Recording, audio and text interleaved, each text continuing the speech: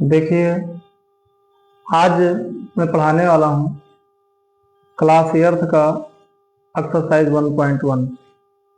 ध्यान से देखिए, जो पहला क्वेश्चन है वो है अभाज्य गुणनखंड विधि से ज्ञात कीजिए कि 484 पूर्ण वर्ग है अथवा नहीं।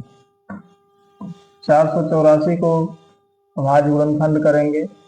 2 दूना 4, 2 चौको 8, 2 दूना 4, 2 एक कम 2, 2 दूना 4, 2 एक कम 2, फिर 11 से भाग देंगे। 11 एक कम 11, 11 एक कम 11, 11 एक कम 11। 484 के अभाज्य गुणनखंड में 11 का भी जोड़ा बन रहा है, 2 का भी जोड़ा बन रहा है, अतः 484 पूर्ण वर्ग है। फिर दूसरा क्वेश्चन है कि 6458, 51076, 39204, 1527, 729, इसको बताना है कि पूर्ण वर्ग है अथवा नहीं बिना गुणनखंड किए। किसी का भी अगर हम वर्ग करते हैं तो उसके इकाई अंक में 8 नहीं आता है, इसलिए ये पूर्ण वर्ग नहीं है। लिख देना है, पूर्ण वर्ग नहीं है। 16 4 के वर्ग में भी आता है, 6 के भी वर्ग में आता है, इसलिए इसको लिख देना है पूर्ण वर्ग है। और 2 के वर्ग में 4 आ जाता है, इसलिए इसको भी लिख देना है पूर्ण वर्ग है। 7 किसी के भी वर्ग में नहीं आता है, इसलिए इसको लिख देंगे पूर्ण वर्ग नहीं है। फिर यहाँ इकाई अंक देखते हैं तो 9 लिखा है, 9 3 का वर्ग होता है, इसलिए इसको लिख देंगे पूर्ण वर्ग है। इसके बाद फिर तीसरा क्वेश्चन है कि वर्ग का 52 के वर्ग का और 117 के वर्ग का इकाई अंक ज्ञात करना है।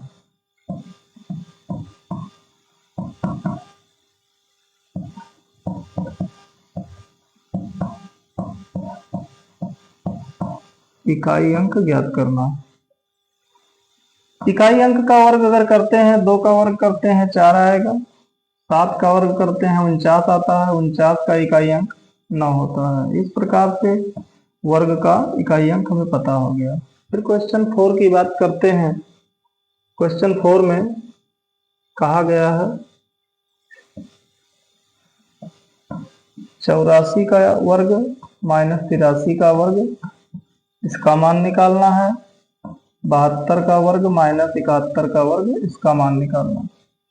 कभी भी दो संख्याओं के बीच में 1 का अंतर हो और उनके वर्गों का अंतर निकालना हो तो उनका मान संख्याओं का योगफल होता है। 84 और 83 जुड़ जाएंगे, 167 आएगा। ये 72 और 71 जुड़ जाएंगे, 145 आएगा। इसके बाद क्वेश्चन 5 की बात करते हैं। क्वेश्चन 5 में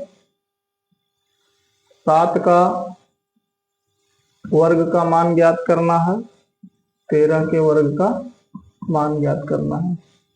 7 विषम संख्याएं लिखना है, 1 3 5 7 9 11 13, 7 विषम संख्याएं हो गई हैं।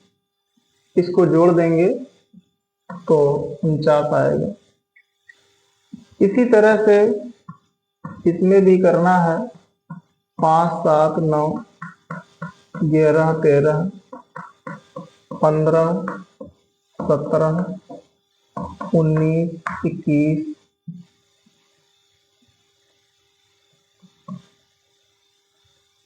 23 और 25। अब इनको जोड़ेंगे 169 आएगा।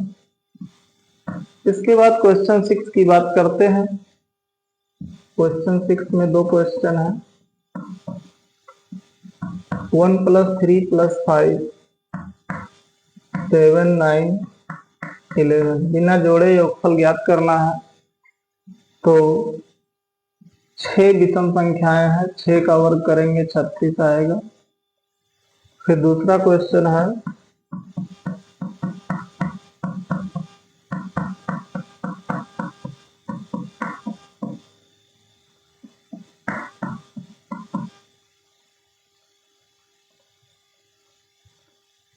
9 विषम संख्याएं हैं, 9 का वर्ग करेंगे 81 आएगा। क्वेश्चन 7 की बात करते हैं। क्वेश्चन 7 में पहली संख्या 8 दी है, पाइथागोरियन त्रिक पता करना है। तो इसमें माना 2n = 8, तो n = 8/2 4 आ गया। अब जब हमें पाइथागोरियन त्रिक पता करना है तो n² -1 एक होगा और n² +1 एक होगा। तो 4² -1 और 4² +1, 16 में 1 गया 15, 16 में 1 जुड़ा 17। तो इस प्रकार 8, 15, 17 पाइथागोरियन त्रिक है। पाइथागोरियन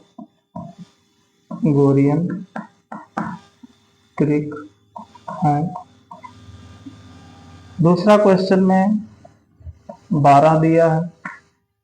इसमें भी माना जाएगा 2n = 12, n = 12/2, 2 से काटेंगे 2 × 12 6। फिर करेंगे क्या, n² -1 n² +1। तो 6 का स्क्वायर -1, 6 का स्क्वायर +1, 6 × 36 में 1 गया 35, 1 जुड़ गया 35। तो इस प्रकार से 6, 35, 6 नहीं 12 दिया हुआ था, 12, 35 और 35 पाइथागोरियन त्रिक है। पाइथागोरियन त्रिक है। तो इस प्रकार से आज मैंने क्लास 8 का एक्सरसाइज 1.1 पढ़ाया है।